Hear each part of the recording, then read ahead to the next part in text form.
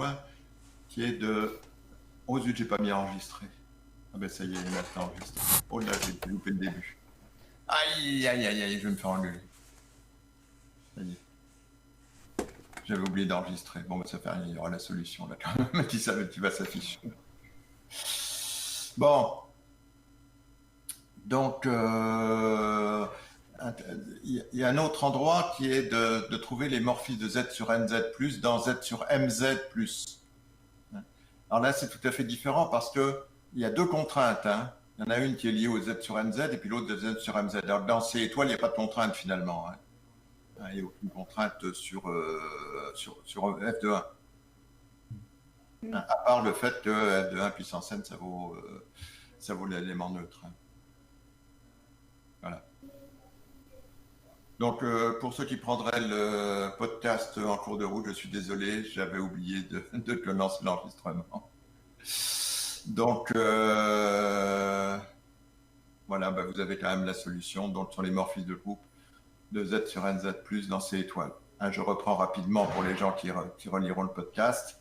Hein, on prend F de Z sur NZ dans C étoile, un morphisme de groupe. On a que F de K bar, c'est F de 1 fois F de 1 fois F de 1 à K fois. Ce K bar, c'est 1 plus 1 plus 1. Donc, ça fait F de 1 puissance K. Hein, on n'a que 1 égale F de 0 bar égale F de N bar égale F de 1 puissance N. Donc, F de 1 est une racine millième de 1. Donc, inversement, on prend une racine millième de 1. On pose oméga égale 2 puissance 2 IK pi sur N. Hein, et on pose que F de 1, c'est oméga. Et donc, que F de classe de P, c'est oméga puissance P. Alors, F de P bar, c'est E puissance 2 IKP pi sur N à la puissance P. Hein, c'est donc E puissance 2 IKP pi sur N. Alors, en fait, le problème, c'est qu'un élément de Z sur NZ, il ne s'écrit pas d'une seule manière sous la forme P bar. Donc, il faut voir que c'est effectivement une application petit f. Après que ce soit un morphisme de groupe comme ici, c'est à peu près trivial. Donc, il faut voir si P bar égale Q bar, eh bien, F de P bar est égal à F de Q bar. C'est-à-dire que E puissance 2 IKP pi sur N est égal à la puissance 2 IKP Q sur N.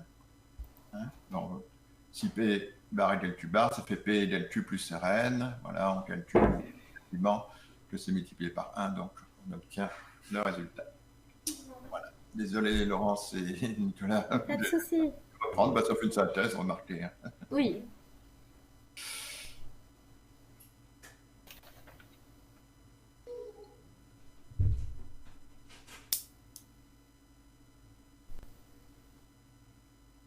Alors, ensuite, Le 7. on avait dit le 7. Ah. Donc on prend G un groupe et H un sous-groupe. Montrer que si l'ensemble quotient G sur H est fini, hein, il en est même de même de l'ensemble H sous G, et qu'alors le cardinal de H est égal au G sur H est égal au cardinal de H sous G. Bon, alors comment on peut aborder? Et puis ensuite, on démontrera que si le cardinal de G sur H égale 2, alors H est distingué dans G.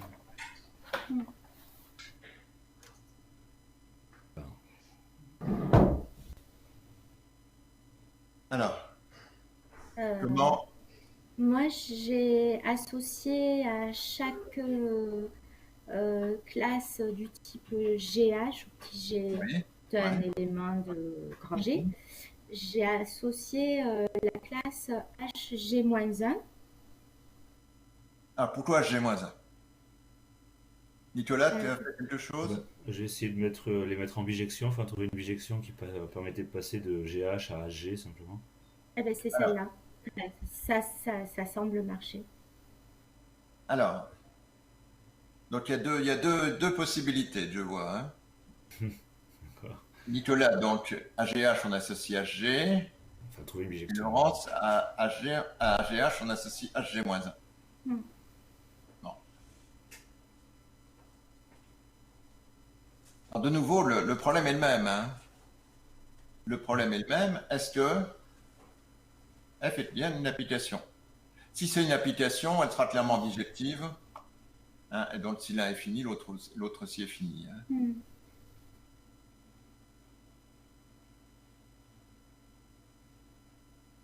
Alors, qu'est-ce qui se passe si GH égale G' H. Alors, si on ne se rappelle plus hein, dans quel sens ça marche, parce qu'on on va toujours avoir un doute, est-ce que c'est G-, G', G', G-1, etc. Hein, ben, il suffit de dire que GH égale G', ça équivaut, hein, parce que l'application est bijective à la translation par G, hein, n'est-ce pas Nicolas? Donc, ça équivaut à H égale G-1, G', H. D'accord? On multiplie par G-1 des deux côtés. Et H égale G-1, G', ben ça équivaut à ce que G-1, G'.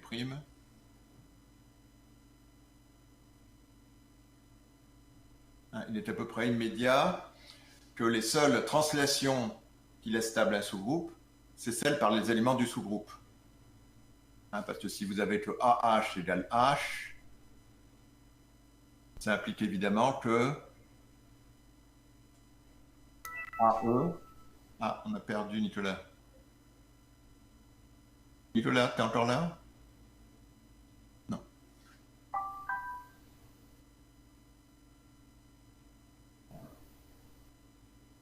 Nicolas va réapparaître.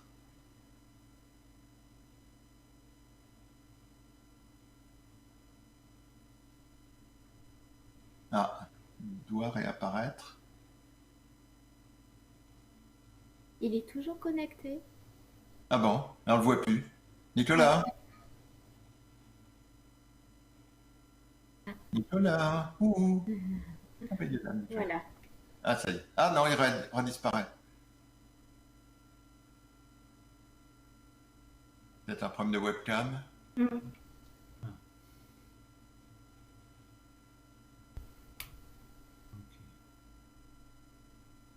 Nicolas, tu entends? Non, non, j'ai été déconnecté, je viens seulement de revenir.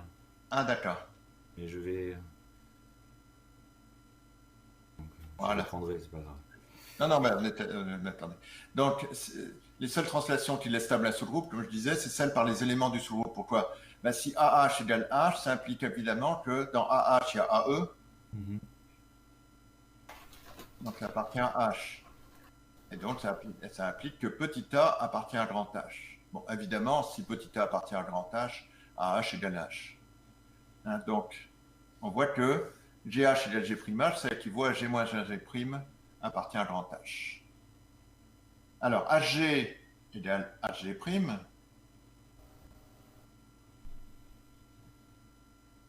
On fait pareil. Ça fait H égale H G', G-1, multiplié à droite par G-1 des deux côtés, hein, ce qui équivaut à ce que G', G', appartient à grand H. Eh bien, ça ne marche pas. Ça ne marche pas. Ça veut dire que hein, si le groupe n'est pas commutatif, mais si le groupe est commutatif, ça prend tout l'intérêt à l'exercice. Si le groupe n'est pas commutatif, hein, GH égale G', ça n'implique pas que HG égale HG'. Autrement dit, ça, petit f n'est pas une application.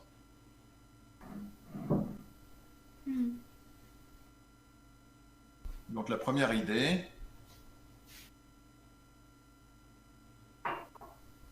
est évidemment l'idée naturelle, hein, ça ne marche pas.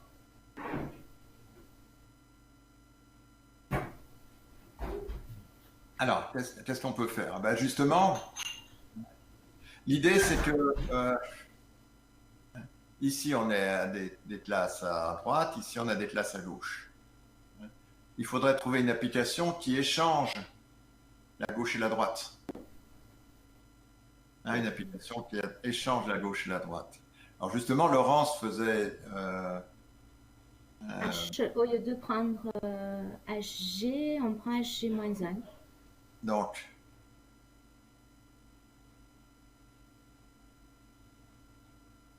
au lieu de prendre... Alors justement, parce que l'avantage de l'application -1, c'est justement qu'elle échange la gauche et la droite. Et la gauche et la droite. Voilà. Donc on a toujours que GH égale G'.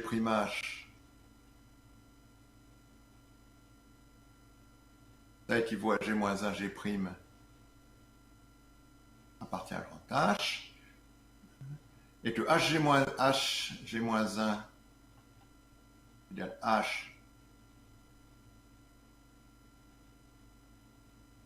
G'-1, ça équivaut, donc on multiplie à droite par G', donc ça équivaut à H G-1 G' est égal à grand H.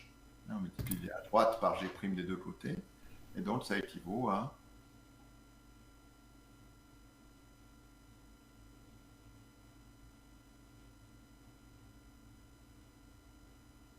bon.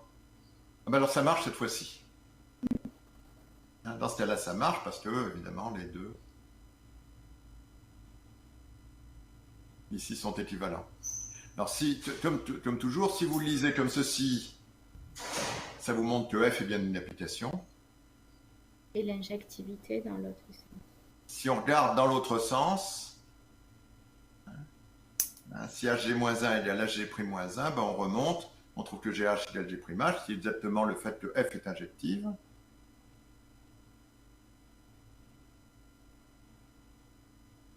Et puis, bah, tout élément de H sous G est de la forme HG-1, donc elle est évidemment surjective.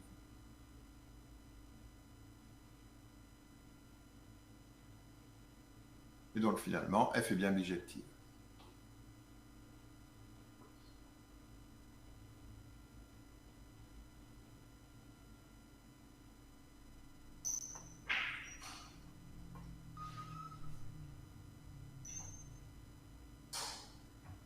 Bon. Alors, on voulait regarder aussi, donc la deuxième question d'exercice, c'est de démontrer que si le cardinal de G sur H est égal à 2, alors H est distingué.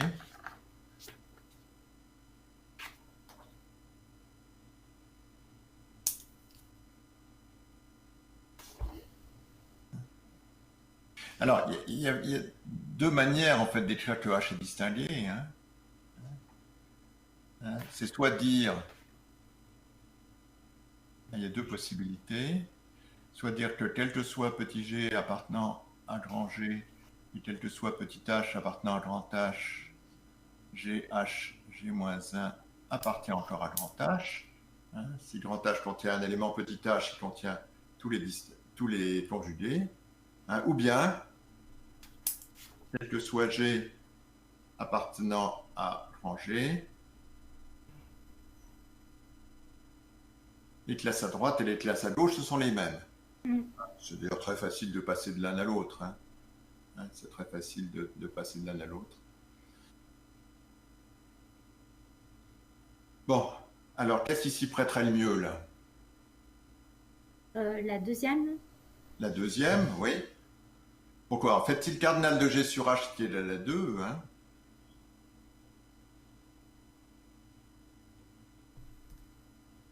quelles sont les classes modulo H? Il y a 0. Les classes à droite. Il y a 0 barre, et puis il y a... La classe de E plutôt. E bar. Oui. À droite. Et puis la classe d'un élément différent de E, pour lequel, quel que soit G qui n'appartient pas à H, ben, il voudrait cette classe-là. C'est un petit peu compliqué. Il y a plus simple. D'ailleurs, la classe de E, c'est quoi? C'est H. C'est la classe de H. Bon.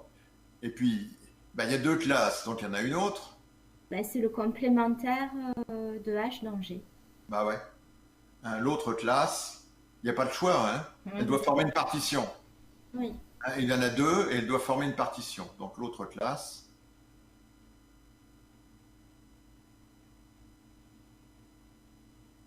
à droite, bah, ça ne peut être que le complémentaire de H. Bon. Mais si on regarde les classes à gauche, Ben, c'est pareil. c'est pareil.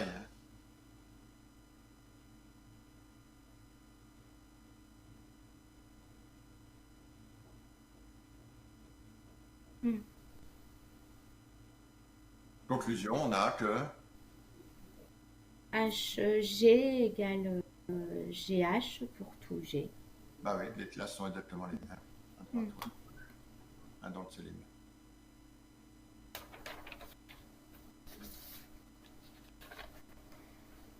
Bon, alors donc, un sous-groupe. Alors, ce qu'on appelle souvent le cardinal de G sur H, c'est ce qu'on appelle en général l'indice de H dans G.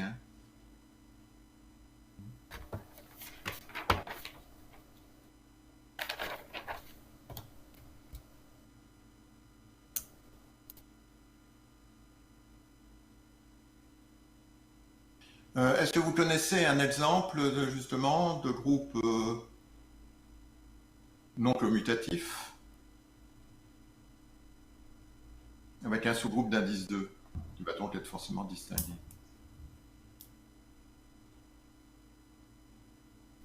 en anticipant un petit peu cela. Qu'est-ce que vous connaissez comme groupe non commutatif Les matrices? Ouais, mais plutôt dans un cadre un peu plus soit géométrique,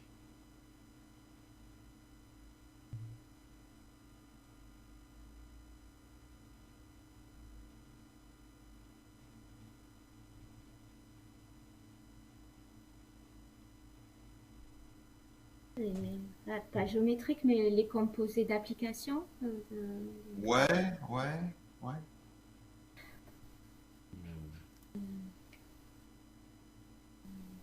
Les homothéties, le groupe des dilatations, non? Oui, mais plus simple.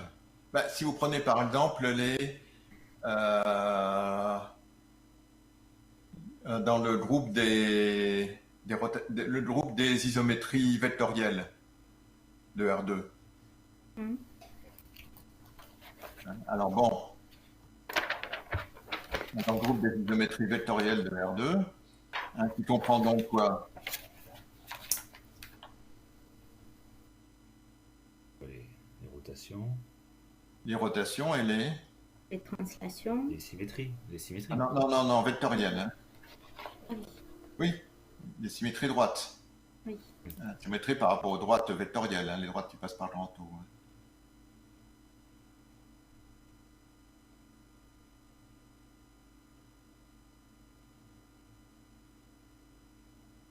Et puis pour grand H, le sous-groupe des... Les rotations. Ben oui, H, le sous-groupe des rotations. Il est effectivement d'indice 2. Ah oui.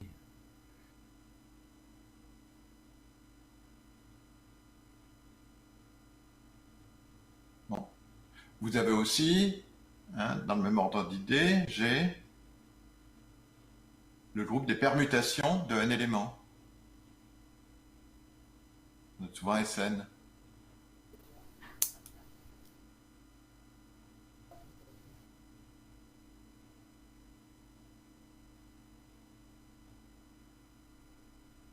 Et dans ce cas-là, pour H, vous vous en souvenez un petit peu des permutations? Les transpositions. Oui. Les Non, au contraire, transpositions. de l'autre côté. De l'autre côté. Ah. De l'autre côté. Les cycles. Les permutations de signature. Moins 1 et 1. Donc, elles sont de signature soit moins 1, soit 1. oui. Celle de signature moins 1, c'est évidemment pas un sous-groupe. Mais celle de signature 1, on appelle les permutations paires. Ah oui. Permutations paires.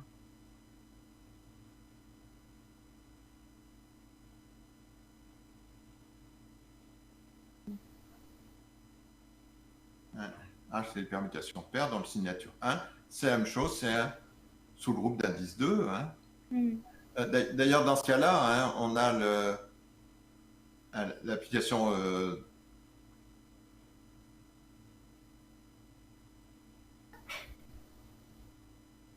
l'application signature qui va du groupe Sn dans moins 1, 1,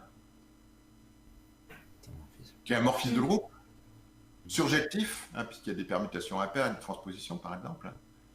Donc il est surjectif.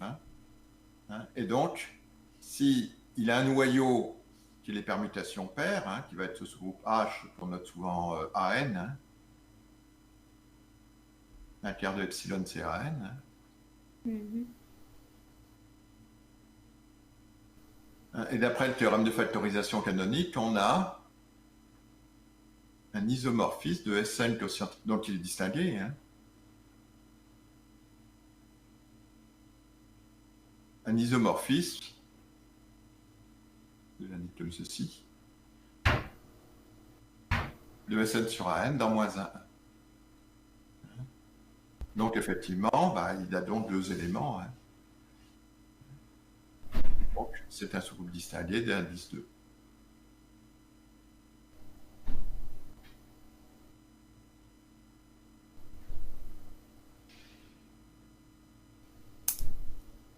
Voilà. Alors, par contre, ça c'est spécifique au cas cardinal de G sur H égale 2. Hein.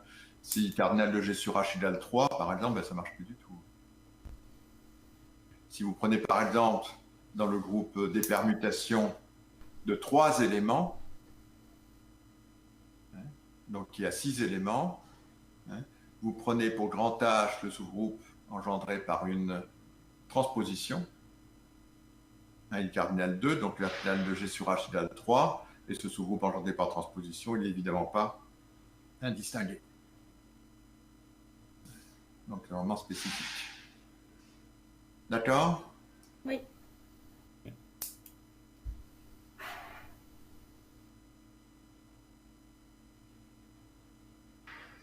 Ça, c'est un petit aparté. Voilà.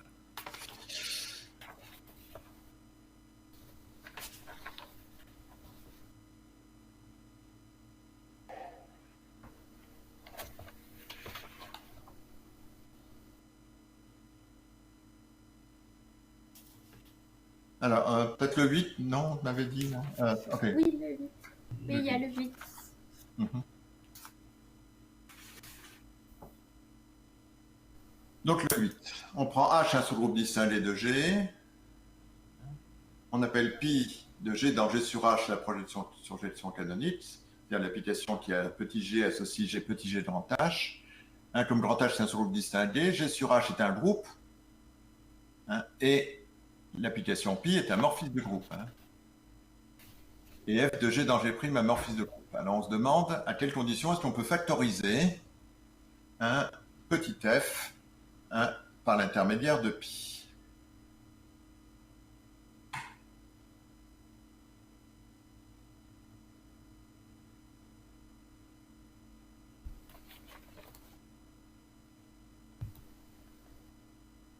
Donc on a application, hein, H distingué.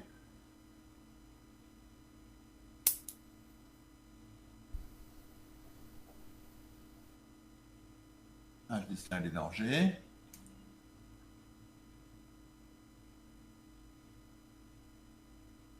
Donc, je vous rappelle, G sur H, c'est la même chose que H sous G. Hein.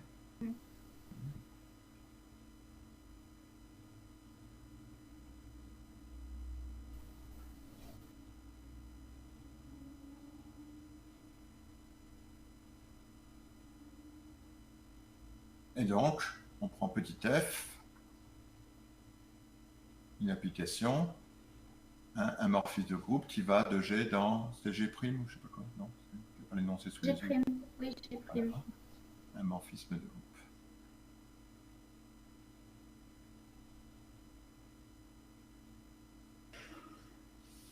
Donc, si on récapitule, on a G, ici on a G sur H, ici on a pi.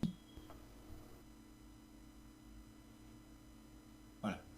On a petit f qui va de G dans G', et on se demande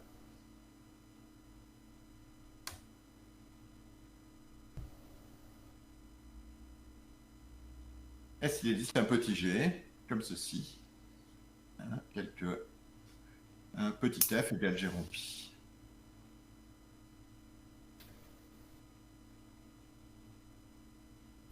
Bien. Alors, d'abord, si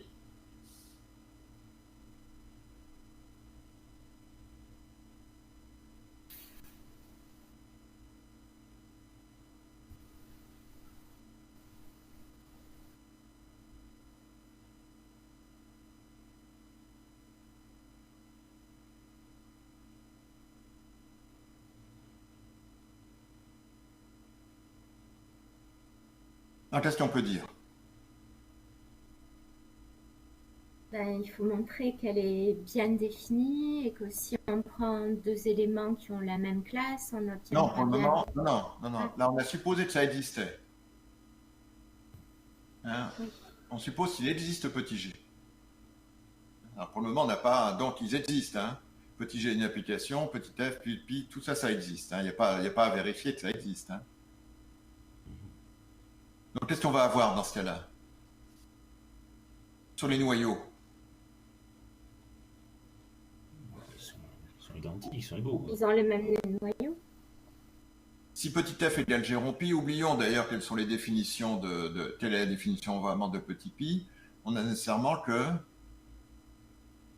si pi de x égale e, est tel élément neutre, hein, on va avoir que f de x, ça vaut g de pi de x, ça va faire g de e, c'est-à-dire e, hein, l'autre élément neutre. Conclusion, le noyau de pi est...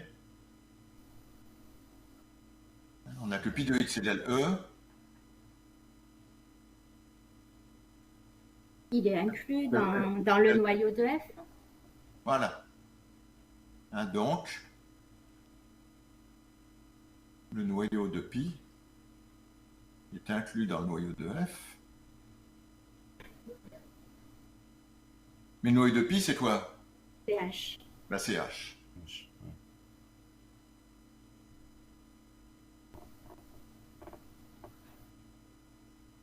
Voilà. Bah, on a déjà la moitié. Alors, vous avez vu, j'avais une équivalence à démontrer entre deux propriétés, hein, dont l'une était il existe. Donc il vaut toujours mieux commencer par le mettre dans les hypothèses de il existe plutôt que dans les conclusions. Hein, c'est toujours plus facile. Alors, par contre, si on travaille en sens inverse, c'est effectivement la démarche que commençait à décrire Laurence.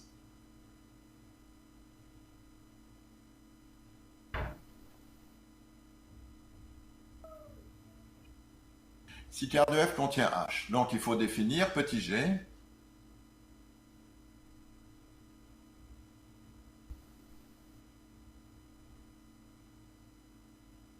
Alors, en fait, on n'a pas le choix. Hein, pour définir le petit g qui va de g sur h dans g' tel que f égale pi rond g, qu'est-ce qu'on doit avoir? On doit avoir que g de la classe de x, c'est-à-dire xh, c'est g de pi de x, donc c'est f de x. Donc on voit qu'on n'a pas le choix, hein, pour définir petit g. On doit donc définir petit g.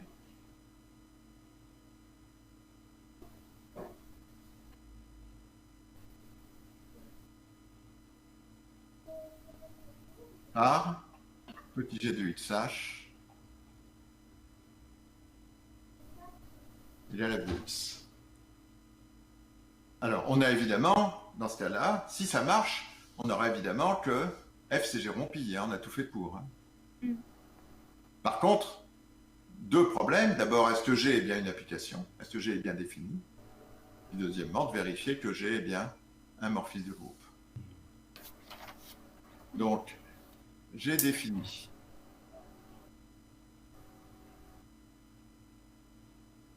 Donc, il faut vérifier que si xh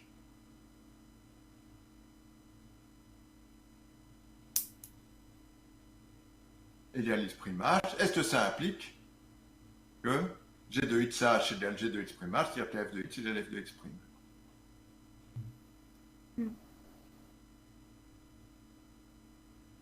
Hein, c'est ça pour vérifier que c'est bien une application. Alors, mais si xh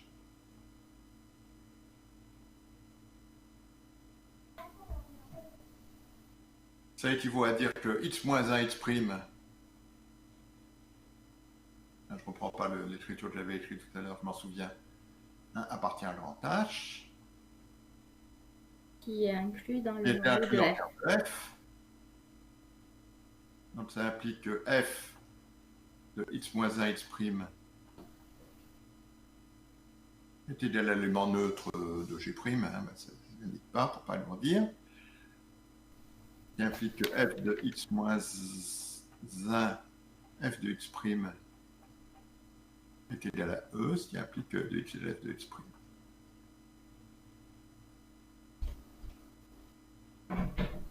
Donc c'est bon. G est bien défini. Alors ensuite, il faut vérifier que G est un morphisme. Hein. Ça c'est facile, par contre là il n'y a pas de difficulté. G de x' fois x', c'est G de x' fois h. Hein. Rappelez-vous la loi de multiplication sur G sur h, c'est la loi évidente qui fait de pi un morphisme de groupe. Donc ça fait f de x', ça fait f de x, f de x'. Donc ça fait g de xh fois g de x'h. Donc c'est bien un morphisme de groupe. Et puis il faut encore vérifier que f égale g rond pi. Ah oui, on l'a défini comme ça. On l'a défini comme ça. C'est écrit là, que f égale g rond pi. Oui. Bon. Donc on a bien démontré l'équivalence des deux propositions. Bon. On peut même d'ailleurs remarquer qu'on n'a pas le choix pour petit g. On n'a pas le choix pour petit g. Le petit g en question, il est unique.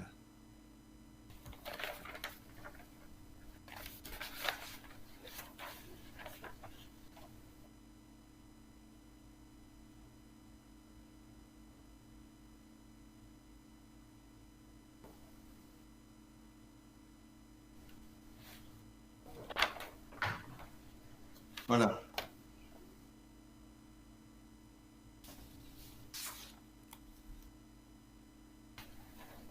Ça va? Oui. Bon, le 9, c'est pas C'était très difficile. c'était le C'est 10. bien le suivant qu'on avait dit? Le 10. Le 10. Alors, donc on prend G un groupe. Alors l'idée c'est de caractériser les classes d'équivalence. D'essayer de caractériser les classes d'équivalence par rapport à n'importe quel sous-groupe par une propriété algébrique. Donc montrer l'équivalence de il existe un sous-groupe H de G tel que la C est une classe modulo H. Et deuxièmement, quel que soit x, y, z appartenant à C, x, y, moins 1, z appartient à C.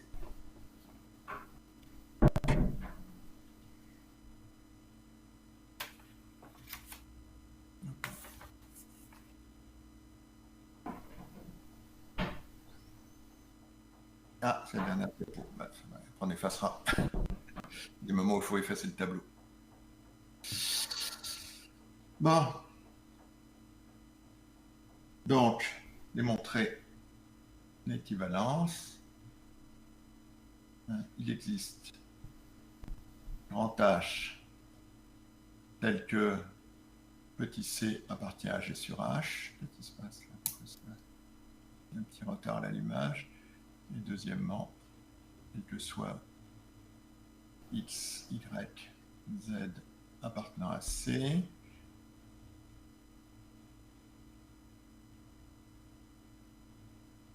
bon, alors de nouveau, on a à démontrer que 1 implique 2, 2 implique 1. On va commencer par lequel? Le facile, 1 implique 2.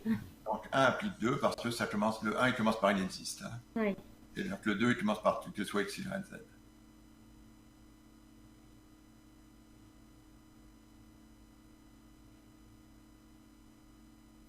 Donc 1 implique 2. Donc on a grand H, on a C qui appartient à G sur H. Donc ce grand C, il est de la forme GH. oui, petit g grand H, voilà, d'accord.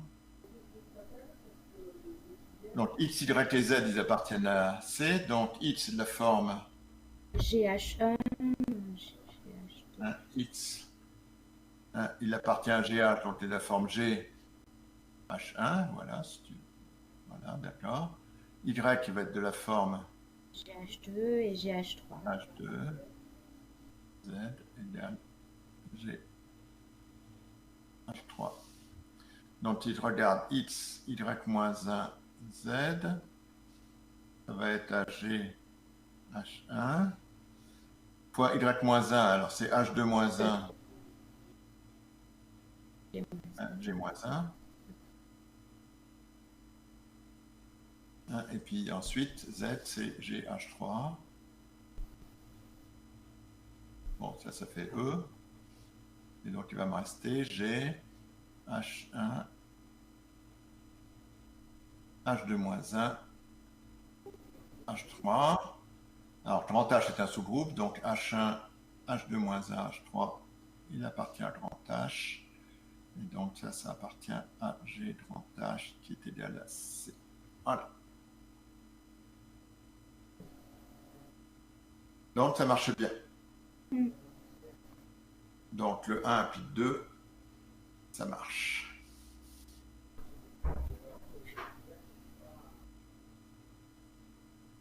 Viderat demonstrandum.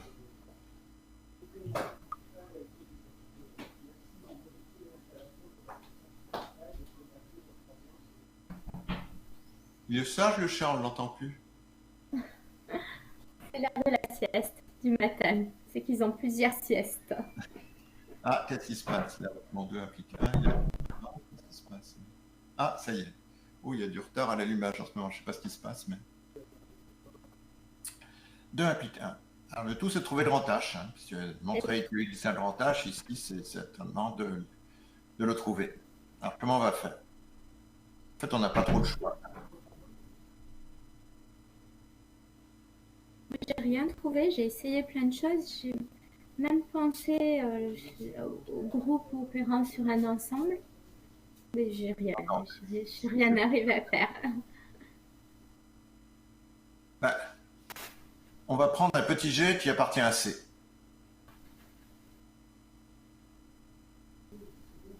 Un petit G appartient à C. Bon. Alors, qu'est-ce que ça peut être que le grand H? On veut que... On veut que C, ce soit petit G, grand H. Oui. Ça équivaut à dire que H, c'est... G-1C. Bah oui, G-1C. Donc on n'a pas le choix. Il faut qu'on pose que H, c'est G-1C. Donc on prend...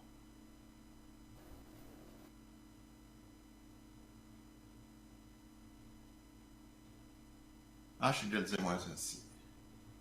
Alors, il faut encore démontrer que, maintenant, grand H est un... Oui. Bah, il faut démontrer que le grand H est un sous-groupe de G. Si on démontre que le grand H est un sous-groupe de G, on aura gagné, parce que C, ça vaudra GH. Ah oui. Ah, c'était pas si compliqué que ça, en fait. Non, non.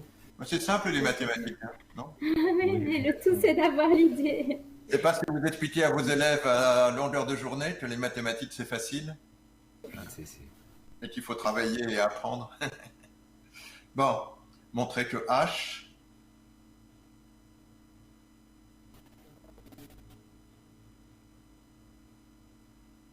est un sous-groupe de G.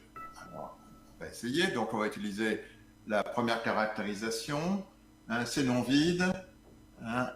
C'est stable par produit. C'est stable par passage à l'inverse. Donc, H est différent de l'ensemble vide. Pourquoi? Il y a l'élément neutre qui est obtenu en faisant G-1, G. Exactement. Un E est égal à G-1G. Appartient à G-1C. Et grand H, donc.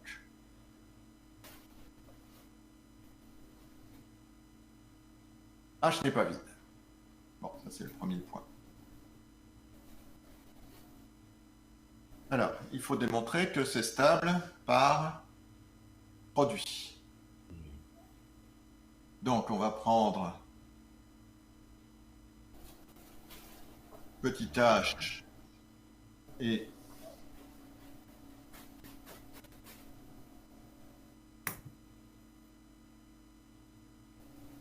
le H1, mettons, et H2 appartenant à grand H. Donc, ça veut dire que H1, hein, c'est égal à G-1, mettons X, et H2, c'est égal à G-1, Y,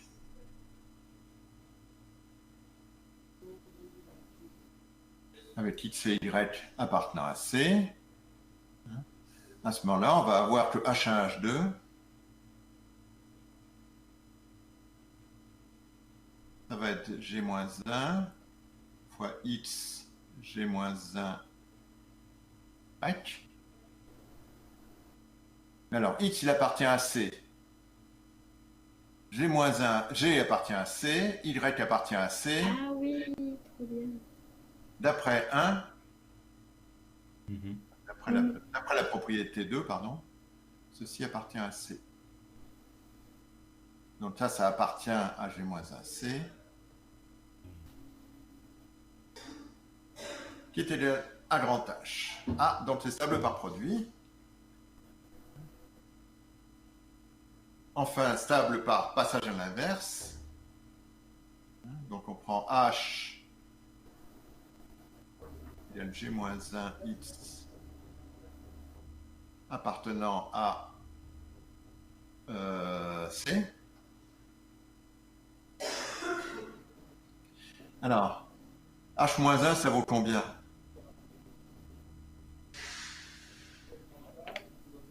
H-1, ça vaut X-1G. X-1G, oui.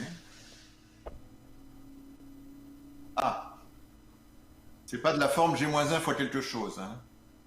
Zut alors. Mm. Bon, on va le forcer, hein. On va commencer par G-1. Oh, ah.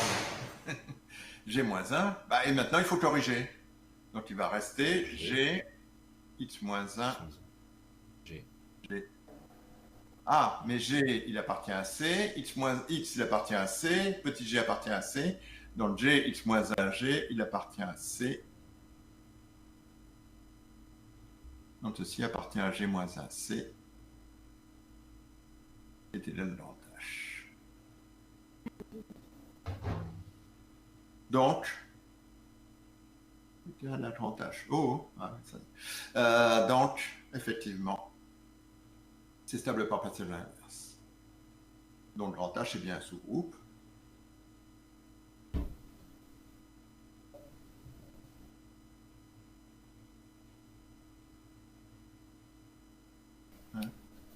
Et bah, de toute évidence, Voilà, petit je g faisais.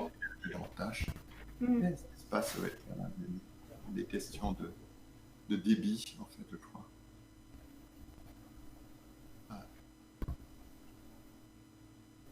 Voilà.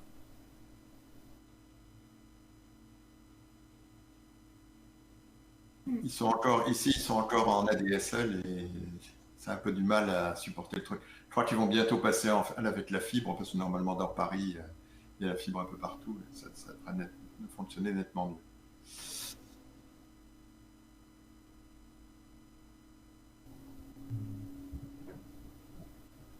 D'accord? Oui, c'était joli. Oui, c'est joli parce qu'on s'aperçoit que c'est juste ce qu'il faut. Hein. Oui, voilà, exactement. Y appartient à C, et la Gx-1G appartient à C. C'est Mm. juste ce qu'il faut pour que ça marche. Oui.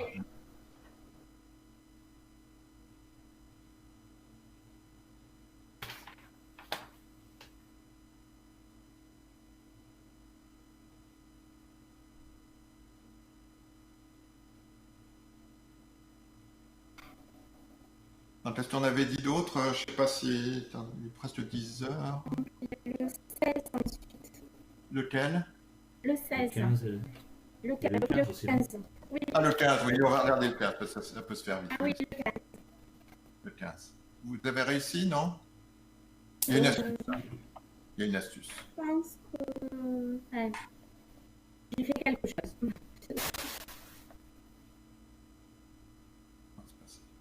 J'ai d'abord montré que G c'était HK.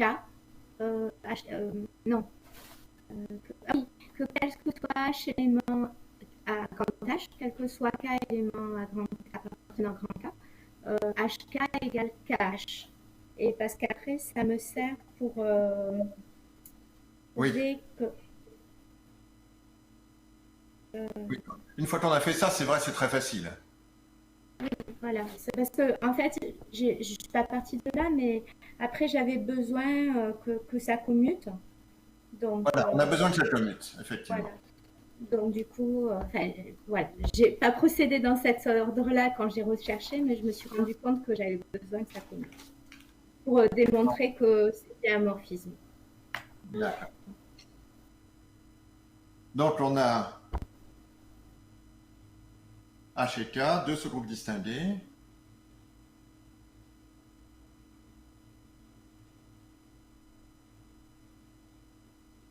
On suppose que G, c'est HK. Autrement dit, tout élément de G s'écrit sous la forme d'un élément de H fois un élément de K, et que H inter K,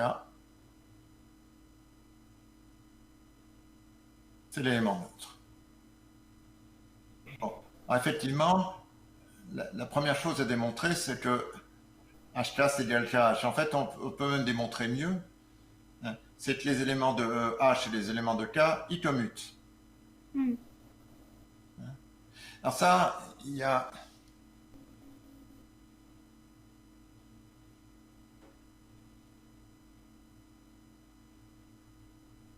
Une astuce, c'est que pour tester si deux éléments commutent, alors on pourrait évidemment tester si HK égale KH. Il y a quelque chose de mieux et qui d'ailleurs est important en théorie des groupes, c'est le commutateur de H et de K.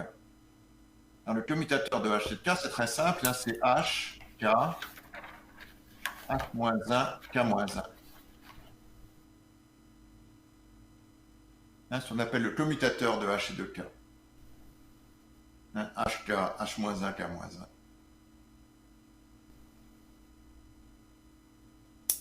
Alors, on va utiliser le fait que, je vais l'écrire deux fois, vous allez voir pourquoi. H, K, H-1, K-1. Alors, K, il appartient à grand K. Donc HK, H-1, puisqu'on a un sous-groupe distingué, HK, H-1, il appartient encore à K. Hmm. K-1, il appartient à K. Donc cet élément-là, c'est le produit de deux éléments de K. Donc il appartient à K. Mais si je regarde cet élément-là, K, H-1, K-1, H-1, il appartient à grand H. Grand H est distingué. Donc K, H-1, K-1, il appartient à grand H. Ici, celui-ci appartient à grand H. Et donc celui-ci appartient à grand H. Donc en fait, ce commutateur, il appartient à la fois à H et à K. Ah oui, une astuce. Hein. Donc il est égal à E. Hein.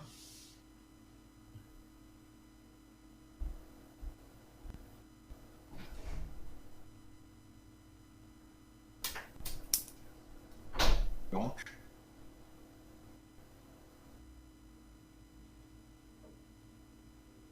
HK égale KH. Hein. Donc un élément de H et un élément de K, ça commute nécessairement.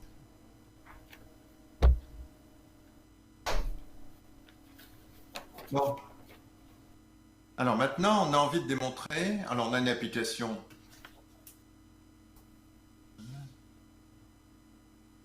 Vous Donc avez il faut... dit, vous avez dit que ça s'appelait comment ce produit-là, classique, le Le commutateur? commutateur. Le Mais commutateur. mais de qui? De H et de K? Ouais. De H et K.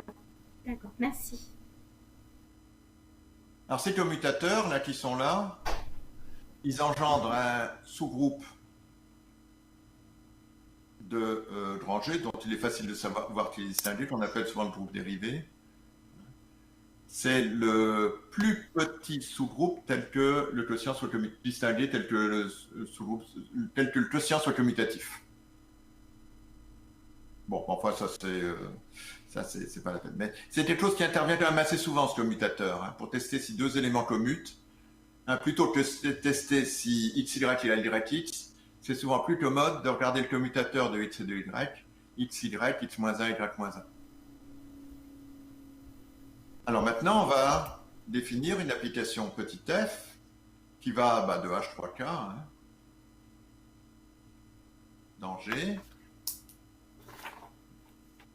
hein, qui a petit h et petit k associent hk. Alors là, il n'y a pas de problème pour le... Pardon, on coupe l'hk, associe le produit hk. Bon, il n'y a pas de difficulté pour la définir. C'est bien une application. Qu'est-ce qu'on sait? Comme G égale hk, on sait déjà qu'elle est Surjective. Elle est surjective. Oui. Oui. Bon. Est-ce que c'est un morphisme de groupe?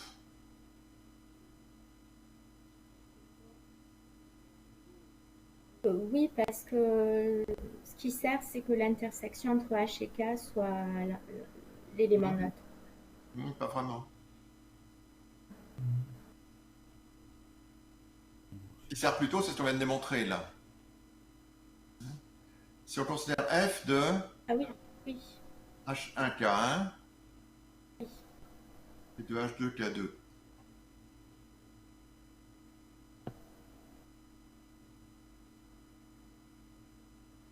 Ça va faire f de H1, H2, hein, la loi de multiplication sur le produit, c'est composante par composante. Hein.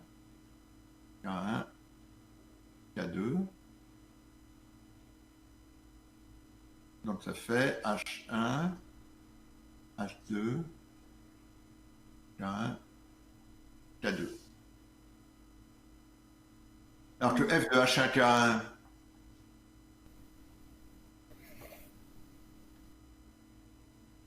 f de H2K2, ça fait H1, K1, H2, K2. H2K2. Et donc on voit que le problème en général, ce serait que H2K1, ce n'est pas égal à K1H2. Hein. Sauf que là, on a vu que H et K est commuté. H1H2 est égal à H2, K1H2, pardon, est égal à H2 K1. Donc en fait, cet élément-là est égal à cet élément-là. Je ne le réécris pas, sinon ça va me bouffer tout le tableau. Est-ce qu'on n'aurait pas intérêt à d'abord démontrer que c'est un morphisme pour ensuite travailler du coup sur le Caire? Bah si, c'est pour ça qu'on a commencé par démontrer que c'était un morphisme. C'est ce qu'on a fait. On a vu que f était surjective, on démontre que c'est un morphisme de groupe, et une fois qu'on a un morphisme de groupe, tout ce qu'on a à faire, c'est effectivement garder le noyau de f. J'avais pas suivi. Oui, pardon. Bon, f injective. Oui, oui, j'étais déjà passé à f injective. On va regarder le noyau de f. Un peu pénible cette histoire. Bon, hein, on a que f de hk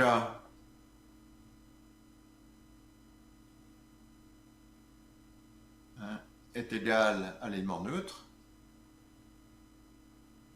Ça équivaut à hk égale E, ça équivaut à H égale K moins 1, mais ça veut dire que l'élément, il appartient à la fois à H inter K. K.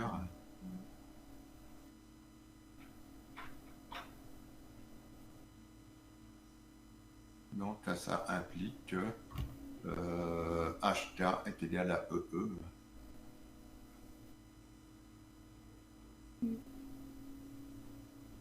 Donc le noyau est bien réduit à l'élément neutre de H3.